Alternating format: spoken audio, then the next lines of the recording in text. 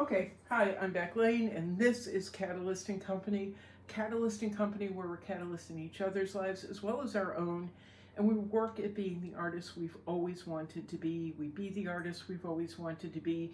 We learn from my stupid stories and endless babbling, what not to do, some once in a while what to do, who knows. It is what it is, it happens how it happens, blah, blah, blah. Anyway, behind me is Frida Kahlo. She's one of 55 portraits. This is one of 55 portraits of Frida Kahlo that I have in my mind, like Rain Man, I have to do. Frida did 55 self-portraits, and so I kind of want to mimic that project of hers. I want to mimic it. And so this is number, which one is this? This is number 8. I think I have number either 7 or 9 over in that corner, and then I have another canvas ready to go, so we can just kind of keep moving. She is very wet right now. I put her to the side, and this is something I run into painting and into the work that I'm producing a lot, where you just, well, every single time, because I reach a certain point where I go, I am so bored. I am so bored, and this is tedious, and I'm getting upset and frustrated with myself because I'm bored and I just want to get it done. And it happened actually with her vest, and her vest is kind of the anchor in all of this. It's the anchor in the project. It's what everything comes to and can be measured off of. I don't know if that makes any sense, but the pattern within the vest was just awful. I didn't follow the reference material exactly, which is a mistake, but at the same time, it's okay. There are very specific shapes in this print that she's wearing, and I didn't follow them. I just kind of made a general rule or general shapes, and it frustrated me, but I didn't want to go back and have to follow the pattern exactly. I'm not interested in being a photorealist. I'm not, or hyper-real. I have no interest in that. There are enough people doing hyper-realism.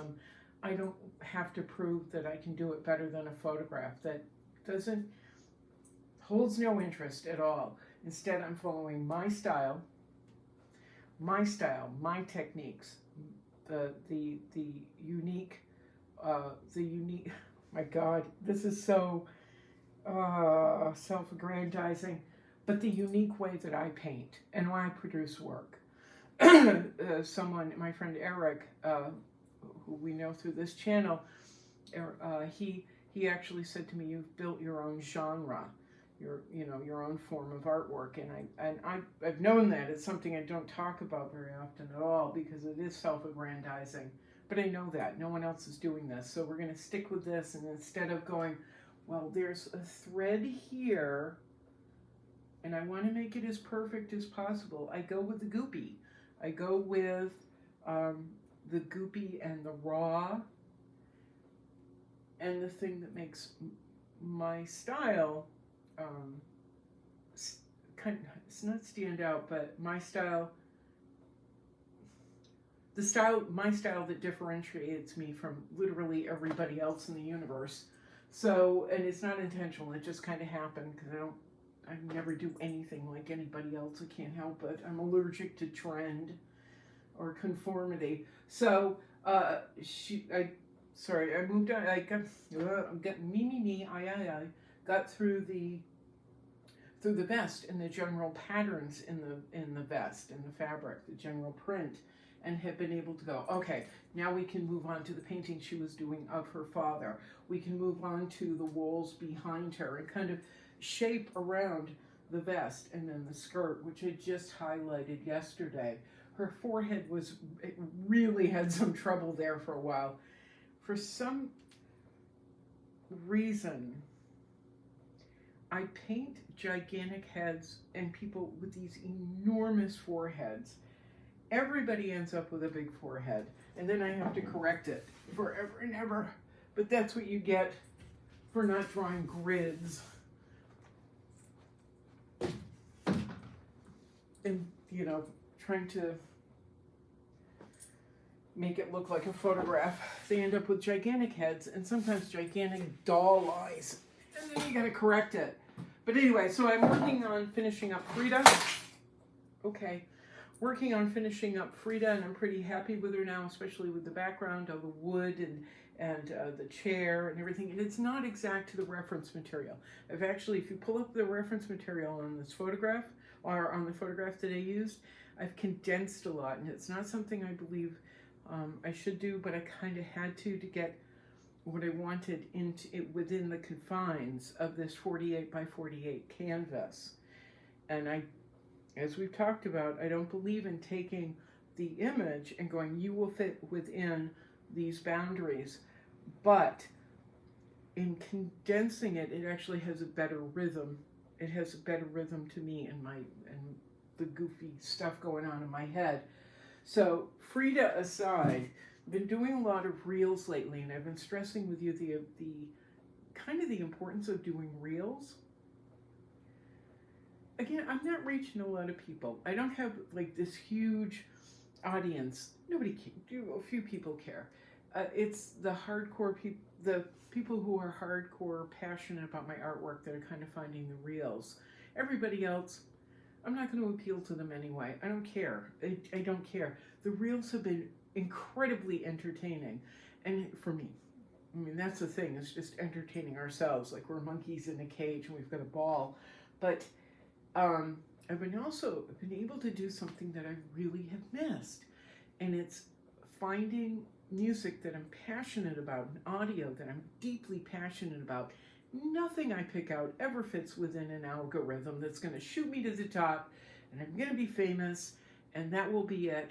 And I'm going to be like one of those girls on TikTok that twirls around in a skirt and then throws paint at a canvas or dances. Never going to be that person. I'm never going to be doing a makeup tutorial that is going to get me millions of views and millions of followers and shoot me into algorithm fame. It's not going to happen. Again, I'm totally allergic to trends and conformity. So I found my passion again about underground music, or music that's on the fringes and being able to use it, or audio like I did. I used the boat scene from Willy Wonka in one of my videos.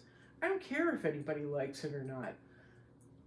I love it. I absolutely love the rhythms and the sounds in that boat ride, the voices, and how Gene Wilder made it sing-songy, but then the supporting actors using their voices and words to kind of push the rhythm along. I love that so much, and it's given me new life. So I am obsessively making reels and highlights and stories, and some have 2 views, and others have, like 1,500. It's okay. I don't care. It's like the videos. Like these videos where I've been babbling for 10 years, some people connect with it. Most people don't. And it's okay. It's all okay. I embarrass myself. I have been grumpy on camera especially over the past 5 years. I've been grumpy on camera. I've said things that you shouldn't say out loud because it's upsetting to some people. Don't care. Don't care. Because there are people out there that will connect. If you decide to make material like this, make the reels, start making videos, there are people out there who go, oh my God, I feel the same way. Or, oh my God, I just heard from someone this morning, someone I've never heard from before. I love your artwork and I love this piece of music. Awesome. I have a tribe out there. I have a tribe out there. And we'll find each other, or we won't. I don't know. Anywho, so in making the reels, I've been pulling out paintings and rephotographing them and doing stuff I find vastly entertaining. Poses and walking by the camera. I did one where I walked by the camera with a coffee cup, and I've used it in several videos and flipped it so I can use it. I'm walking this way, then I'm walking this way. I'm just having fun matching visuals with audio. I'm having so much friggin' fun. It's dumb. It's really dumb. I'm super glad that I get to do this, that we have this ability. So pulling out old work, rephotographing it, and this one, I called it Harlem 1945. The reference material for this was taken by Fred Stein. Fred Stein, who was a, oh God, what did they call it? Theater, not theater, FDR, the Works program. Fred Stein, like hundreds or thousands of artists were part of the Work program. That's back when the United States actually believed in art and thinking, sort of, and creativity. Artists were paid to produce X amount of work every month. And Fred Stein was a photographer that was paid to build a portfolio of work of the Great Migration, when African Americans and blacks moved from the South, segregated South, to New York, Chicago, and around. And so this is one of his photographs, and I've always really loved it. So, anywho, did this painting a few years ago, but when I'd done it, I was under a lot of stress. I'm once again working for an abusive boss. I had my first housemate ever, or in a long time, and it turned into a horrible situation that we won't get into, but it was me just trying to hold things together while this guy did stuff that nobody should do. So, to anyone ever and to other people, and it was awful. So, he's long gone, but I was trying to paint this and a lot of other pieces under these circumstances, and it didn't quite have the edge that I wanted it to have. So I've pulled it out a million times. I've pulled it out and photographed it and rephotographed it, and I've been like, it's fine. But this morning, I pulled it out to photograph it, and I saw what really needed to be done to it. So I'm heightening, I'm darkening, I'm lightening a little bit here and there, but mainly darkening. And I don't want to dig too much into the techniques that I use now, 3 years later, and try to make this conform to how I do things now too much. But I do want to give this purpose. I want to give this painting the gift of purpose, as opposed to, here's a cute little girl sitting in a soapbox car. Ta-da! I want to give it more of a stronger feel. Something that connects with the cerebral, to all that stuff going on in our brains, more than she pretty, she cute.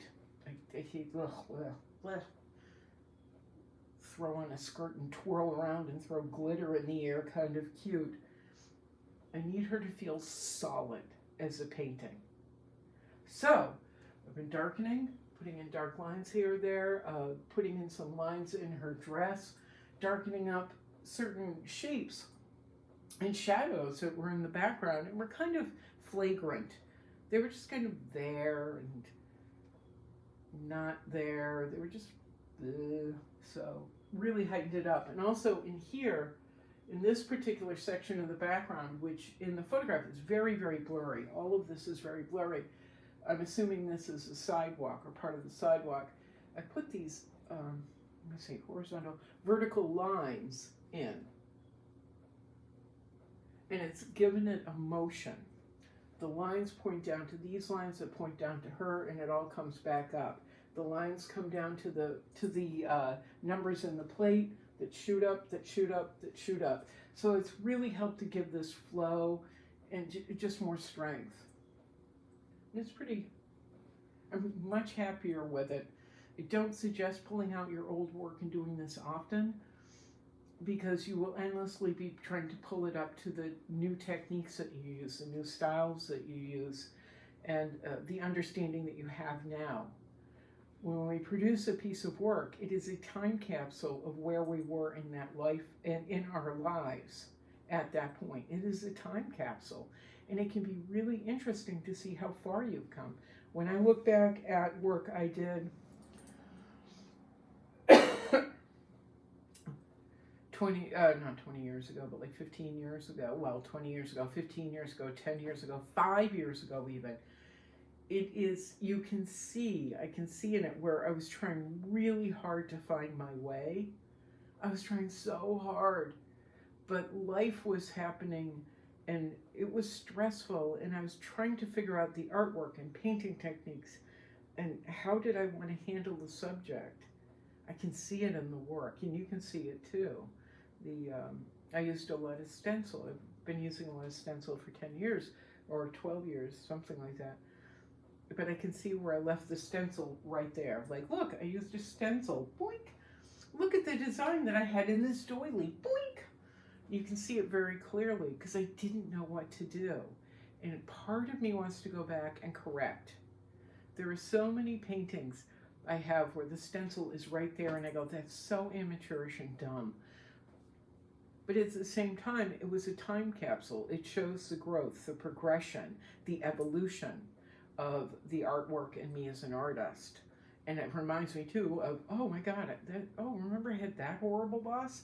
No, it's a reminder that I can change, I can grow, I can evolve, and I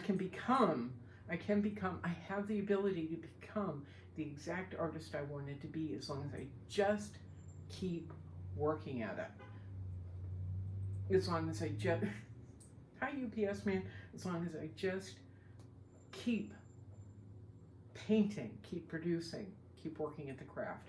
All right, that's it. I'm Beck Lane. We're going to rephotograph Harlem 1945, put her up as a reel, find some music that I think is appropriate for her and that no one will ever see or hear, but it will entertain me for the rest of the day. Anywho, I'm Beck Lane. This is Catalyst & Company. I already said that. If you'd like to help support Catalyst & Company and all the embarrassing, silly, ridiculous, frustrating things I do, all the links are down below, including links to Cash App, PayPal, Patreon, where you can supply monthly support for as little as $5 a month. TeePublic, where I have, I think, 42 different images up on my TeePublic site. I will be putting up more at some point soonish. And then, of course, there are links to my galleries. So if you're seeing Harlem 1945 and you're like, I really want to have that in my home, all the information for my galleries are down below, including information for Raphael Coelho in Newark, New Jersey, J. Louise at Blue Egg Gallery in Fort Lauderdale, and Andrew and Market Chasen Galleries here in Sarasota. Ooh, one thing. Last video I mentioned Jerry Saltz is coming to town, and I was like, I really want to see him. Once again, thank you to my friend Eric. I'm going to see Jerry Saltz, and I'm going to participate in his book signing, and I will be able to shake his hand and hopefully hand him, and I will hand him one of my brochures. You know, whether he accepts it or not, or cares or not, I don't know, but I'm really excited about this because he and I have been going back and forth on Instagram and Twitter and for a few years. So it'll be, and he's retweeted my work, so it would be really nice to go, Jerry, it's a pleasure to meet you.